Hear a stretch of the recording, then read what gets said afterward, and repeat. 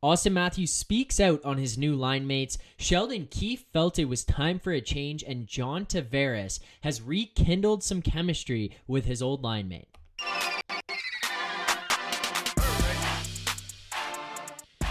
What's up, Leafs fans, and welcome back to Leafs Digest. Now, as we saw over the last couple of games, Sheldon Keefe has changed things up in this Leafs locker room, and at this point it looks like it's for the better. Now, we hadn't really got to hear from the players about their thoughts on things. We'd only seen their play on the ice and what came of that.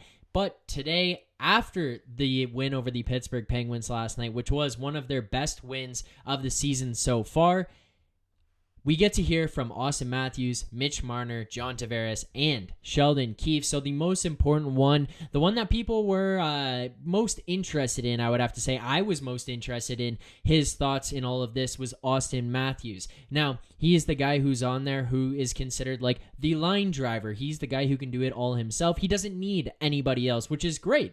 But if you get saddled alongside Mitch Marner and then you go and you win the Hart Trophy, there's going to be doubters along with the people who sit there and say things about Connor McDavid not being deserving of a Hart Trophy because he has Leon Draisaitl, or Sidney Crosby because he has Evgeny Malkin. So it's like, hey, okay, take away Mitch Marner from your line. What can you do? He's been struggling a little bit this season, which is also just a funny statement given that struggling is to the standard that Auston Matthews played at last season, not necessarily compared to anyone else in the NHL. Right now, currently projected to finish the season with 53 goals scored, only 2 behind Connor McDavid in at least the goal scoring race right now. So struggling for Auston Matthews, not necessarily struggling for anyone else. But Auston Matthews comes out here today and immediately kind of silences any concerns over what it would be like to lose that elusive elite playmaker in Mitch Marner from his wing, saying, I don't think my game necessarily changes much. I'm really comfortable with Willie.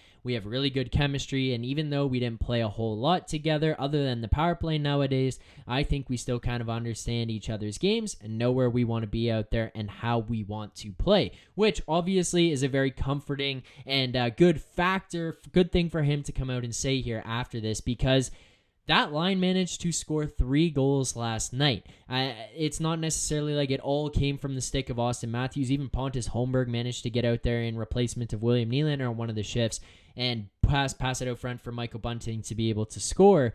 But for him to say that, for him to feel that, it is a little bit reassuring, I think, to fans, to the coaching staff, and to the guys who are now playing on his line. Michael Bunting getting a chance to go back up there, and William Nylander joining in there. I mean, William Nylander comes across as the guy to pretty much everyone, as calm, cool, collected, no matter what's going on. So I can't necessarily imagine he's really got a problem. He's kind of got that Cali surfer, no F's given kind of attitude where it's just like, put me wherever, I don't care, I'm going to go out there and play William Nylander hockey, which right now I'm really happy with. But Auston Matthews does come out and state that, which is a pretty promising thing. I think that he'll be able to get some things going with William Nylander, because people are very quick to forget William Nylander is an elite playmaker himself. He's got an incredible shot, but the guy is able to find people at a high level, and him and Auston Matthews had actually played together before, managing to both put up a significant number of points. So seeing them back together, I think they're going to have plenty of opportunities to score against other teams. Now, the other factor here is that William Nylander has gotten a whole lot stronger this season. He does look like a little bit more of a physically dominant player out on the ice. So seeing him alongside Auston Matthews, maybe it's just another guy on that line who can get pucks. You'd rather it be Bunting being the number one guy in that role to have to go and get them, but William Nylander is a pretty good second option if he's got to go and win some battles, back check maybe at this point, and steal some pucks for Auston Matthews. He can take some pressure off of him as well, more than Mitch Marner can, because William Nylander, unlike Mitch Marner, can shoot the puck at an elite level. So teams are going to have to focus in on him, maybe shooting the puck a little bit more, hopefully opening some space for Auston Matthews. Now moving on here, let's talk a little bit about Mitch Marner. Not necessarily in terms of his success, but more so I would have to say in terms of his attitude towards this change. Mitch Marner was the key piece in these line movements here, as he's the one who goes from playing with Auston Matthews to playing with John Tavares on the second line, which is more than a second line. If you were to put them on any other team in the NHL, they really are a 1B here in Toronto. But Mitch Marner saying, it's not hard trying to switch between John and Mats. For me, with either one, it's just trying to find ice for them, get them in ice where they can make plays. So overall, his attitude towards this doesn't necessarily come through, but it is evident that he's taking this one in stride, and he's not going to create a pissing contest in front of the media about who should play where and who gets more say, him or Sheldon Keefe. He's going to roll along with this one and just take this one on the chin, move forward, and hopefully be able to get John Tavares to contribute offensively, continuing at the pace that he is, and maybe even elevating it back to where we saw him when he had that 40-goal season a couple of years ago. Now, the other guy who speaks out here, John Tavares, speaking on playing with Mitch Marner. So these two kind of go hand in hand here. Didn't necessarily make any statements about Nylander or Matthews, but he does say our games mesh well. We played that whole year together and had a lot of success, and have had periods here and there since then and still play a good amount of time on the power play. John stating he has a good feel for Marner's game. He feels like Marner has a good feel for his game, so they're not going to have to force it out there doing too much. Just play their games, know how each other plays. The rest will handle itself, which I expected nothing less from John Tavares to come out of this. I didn't really imagine him having too much to say when it came to all these line movements and these changes and stuff. He's a guy who you could tell is just a consummate pro. There's a reason he's got the C, whether you like it or not. He is a true leader, and he's the guy who's going to be leading this team the rest of the way. So for him to say this, it is just a calming factor. Hopefully he can help Marner a little bit here, where it's just a stabilizing presence next to him.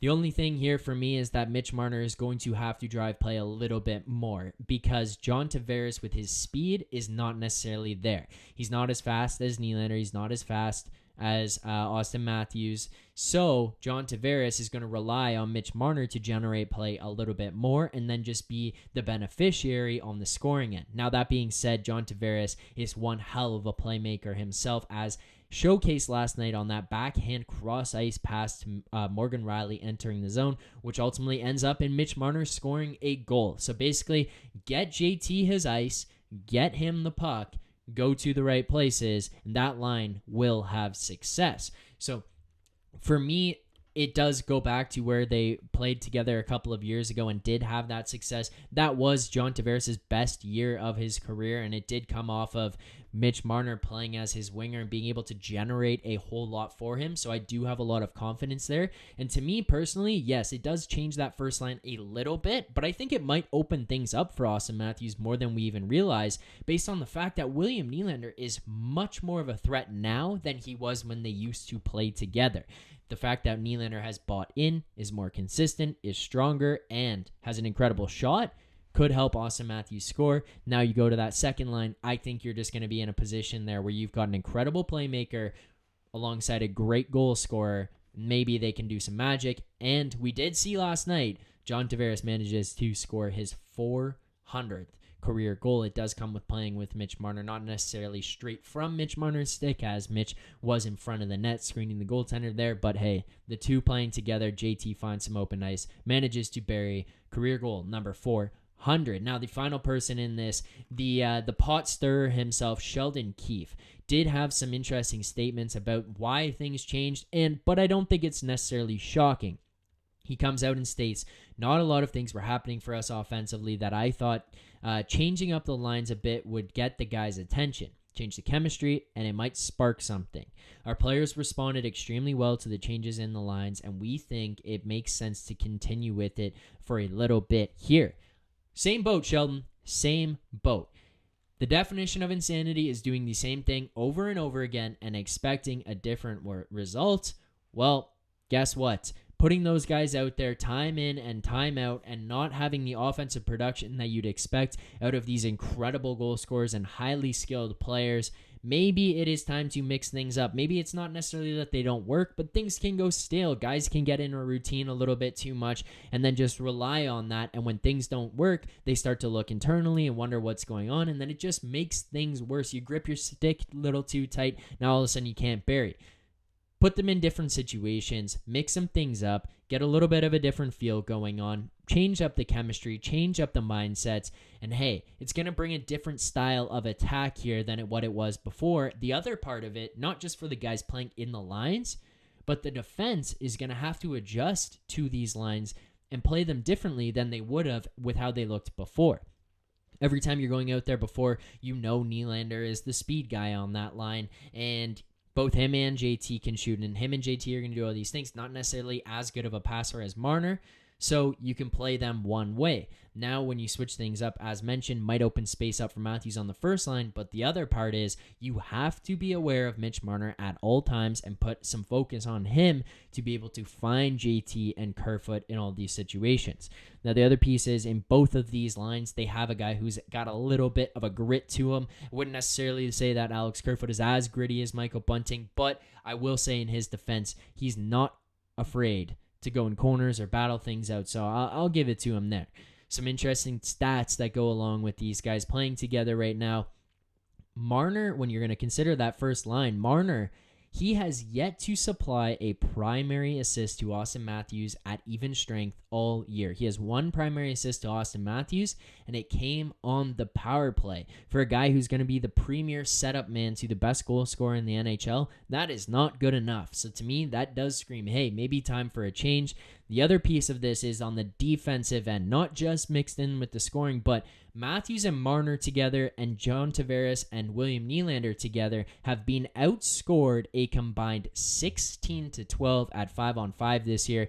But after the switch up, I mean, it's a very small sample size, but after the switch up, Matthews and Nylander together and Tavares and Marner have outscored opponents 6-1 at 5v5. So you get a little bit of a shakeup on things defensively here, the way that they play, and changing the offensive outlook.